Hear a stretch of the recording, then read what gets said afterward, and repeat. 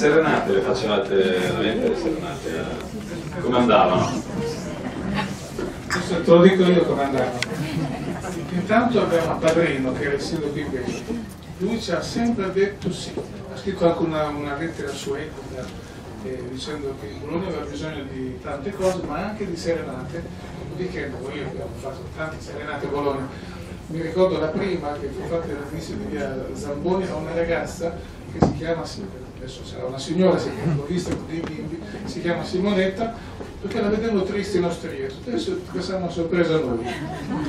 Portiamo tutti i gruppi delle serenate, perché noi abbiamo una serenatoteca, non è che abbiamo la serenata jazz, la serenata punk, la serenata afro, la serenata classica chitarra e mandolino, e poi abbiamo la serenata con un gruppo di cui qua c'è uno dei suonatori che è Albert, che ci ha seguito anche da Raffaella Carappi, dopo sono andati da tutte le parti, dopo si volevano tutti, eravamo diventati una specie di gioco nazionale anche. Vi racconto due serenate, una al quartiere Barca e uno a Loiano.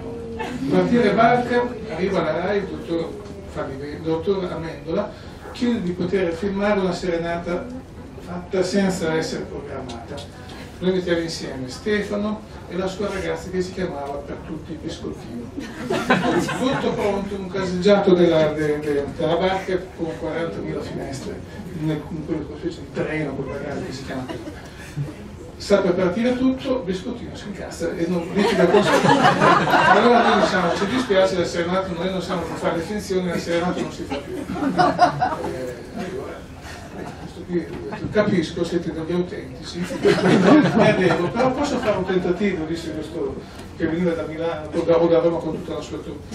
Si provi lei, è stato chiuso mezz'ora in una stanza con Biscottino, dopodiché è uscito e ha detto la fanno. L'abbiamo fatta, è stato bellissimo perché non l'abbiamo fatta a loro due, a tutto il palazzo, si aprivano tutte le finestre, era un casino.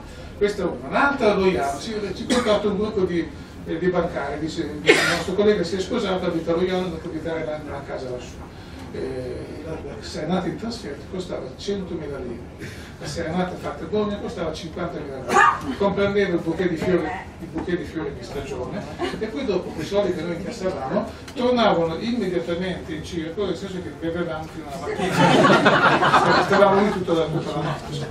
A Loiano io credo diversamente, io ero l'ambasciatore del circolo degli occhi rossi, perché c'erano tre ministri, il ministro dell'interno era Franco, il ministro degli esteri era l'altro Gabriele Baldini, che voglio ricordare morì nel 1990 in Africa con Medici Senza Frontiere sul Nilo Bianco in Sudan, persona assolutamente indimenticabile. Anche lui, adesso dobbiamo parlare di Franco, ma anche Gabriele è stato, eravamo due Gabriele con un Franco in mezzo. Insomma, si fa più un terzo esatto di una storia grossa. Insomma, andiamo a Loiano, io suono il campanello, mi dicono chi è? Dice, una sorpresa, no, prima notte di matrimonio. Io dico con uno dei suoi colleghi, guardaci tu, hai ragione, non mi conosci, ma dai Francesca, siamo noi, apri. Vado su, siedi in celofanate, accappatoio blu, lui, accappatoio blu, lei, ancora da inaugurare. Ragazzi, siamo gli occhi dolci, questi sono gli occhi di fiori per voi. Affacciatevi alla finestra, c'è una serenata, c'è una sorpresa per voi. Dai da sotto, dai, terzo piano. Una notte un freddo dalla Madonna, c'è quelle caravelle, il cielo terzo, stellatissimo. Si affacciano alla finestra, parte la musica vera, gli abbiamo dovuto dire a un certo punto, ragazzi, la serenata è finita, andate dentro. Questa è un'altra serenata.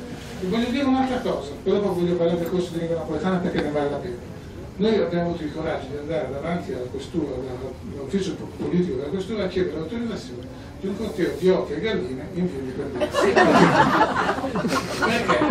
Perché se la menavano con la penalizzazione. Il 70% aveva votato per votare le automobili da Bologna.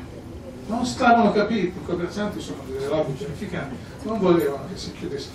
Noi abbiamo proposto che si chiudesse la T, e abbiamo fatto una manifestazione in cui si ricavavano dalla piantina di Bologna, Piazza 8 Agosto, il mercato, via Indipendenza, Piazza Maggiore, una chiave.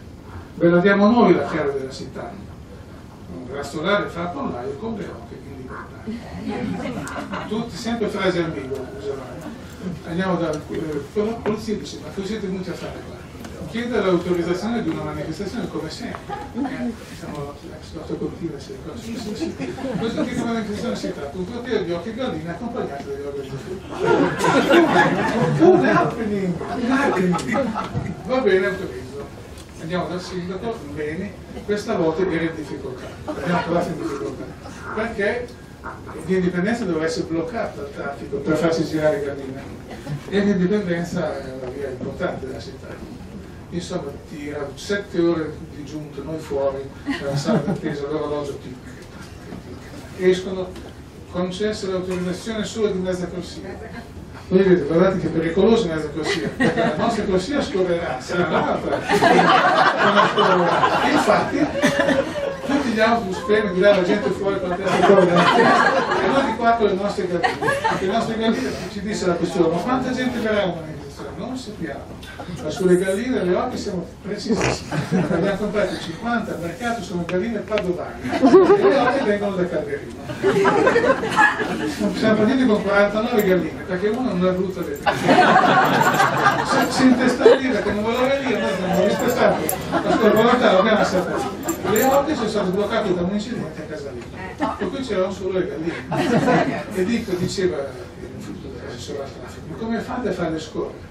Avevamo un'associazione enorme di indipendenza, l'islamica, lo spazio, detto islamica adesso sarebbe da tazzare i capelli. Noi intendevamo che fosse una via dove si abolivano i prezzi fissi, dove tutto si trattava, che fosse una via mercato, una via di chiacchiere, una via di casino, insomma, dove anche i bicicletti si scendeva, solo i tricicli dei bimbi, non solo di importazione. Questa era la nostra idea. Bene, parte questo corteo, arrivano a Palazzo Renzo, esattamente in punto come ha detto loro, 47 galline. 2 sono andate giù per i sottopassaggi e se le sono mangiate. Questi 47 galline, gli animalisti siano tranquilli, sono andati a vivere in campagna, su da Francesco, che è là di dietro, c'è Francesco, lui si deve portare le oche. Vero Francesco? È partito con le sue oche, non so mai. Questo per dire che i rasti gente eravamo. La Button ci aveva dato, si era sponsorizzato la Button. Tanto di quella roba da bere dentro e i biscotti li aveva fatti fare dalla Ganà a forma di chiave e tutti mangiavano i biscotti perché non si può bere senza mangiare niente e tutti bevevano, sono scolati. Bene, questa è una storia. Passiamo al corso di lingua napoletana saltando il Beato Fughino, tante altre cose, perché sennò vi faccio venire sera e poi potete andare sul sito, il Circolo Fiducia, trovate tutte queste cose con anche le immagini, le prove documentate, i permessi chiesti, le concessioni autorizzate, tutto quello che abbiamo potuto mettere, perché ancora il sito è in quel lavoro in corso. Il corso di lingua napoletana. Franco incontra Elisa Grosso, che è qua la docente delle 9 lezioni, che organizza un impianto culturale strepitoso, solo che come al solito noi non abbiamo soldi. Io ero disoccupato, Gabriele Baldini stava su a Montese a piantare carote. Franco aveva un problema di salute, era in ospedale, si doveva fare un intervento chirurgico di pochissimo significato, ma comunque doveva stare lì. Allora Gabriele, o lo fai te, io partì per Napoli, perché a Napoli conoscevo una ragazza conosciuta a Venezia al convegno che facevano sul viaggio, sai Gatto, e lì fuori fu un piccolo intorto, facevamo una canna sul canale, abbiamo lasciato gli indirizzi, sono andato a casa sua perché non avevo i soldi per stare in un albergo a Napoli e sono andato al Mattino di Napoli. Al Mattino di Napoli Antonio Fiore fa un paginone intero, Pasquale Nonno, che era il direttore devitiano, lesse ogni paese ha i suoi confini, oltre ai quali cambiano le divise, le uniformi, le monete, e c'era molto enfatico quello che tu dici di Napoli, che ha come simbolo con la pasta, però ti appoggiamo. Ci procuravano gli artisti. Noi avevamo tutte le sere un artista, il primo lo procuravamo noi, Tullio De Piscopo, perché il fratello della mia amica Dolores faceva il manager di gruppi musicali e lui disse di sì. Arrivò Tullio De Piscopo, quinta elementare, ha detto: io sono onorato di mettere dentro l'università, non ho mai pensato di fare questo nella mia vita. Un casino dentro colazione, faceva battere le mani sui tavoli e lui con un tamburo faceva le robe. Poi venne Angela Cristo. Ma dopo questo ve lo faccio dire dall'Elisa, perché lei è stata bravissima. Noi abbiamo fatto queste scommesse. Se devo dare 3 immagini di Franco, le do qui per questo zitto. La prima è questa. andrà bene, non andrà bene, il sindaco ha detto no, stavolta non vi patrocino perché voi avete detto che Bologna è diffidente e associa nel vostro comunicato, è dedita ai doppio lavoro per i doppi servizi. Non è così, non è Bologna è democratico, è là, sì, 0 lire.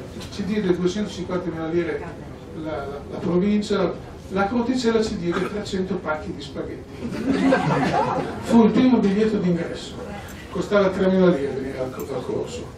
3.000 lire ti beccavi la prima volta gli spaghetti, la seconda volta pelato, la terza volta il presente. Sempre qualcosa c'era. L'aria, sì, e con quelle 3.000 lire moltiplicate per un pianone, noi pagavamo il viaggio, l'albergo, la cena e davamo a tutti gli ospiti una medaglia d'oro con la dedica. Bello, il circo dei dolci, uno nel posto, le fiere di donare, già dalla Luce medaglia d'oro, perché a Napoli non si parlava tanto, paginoni sul mattino. Adesso passo il microfono a Elisa.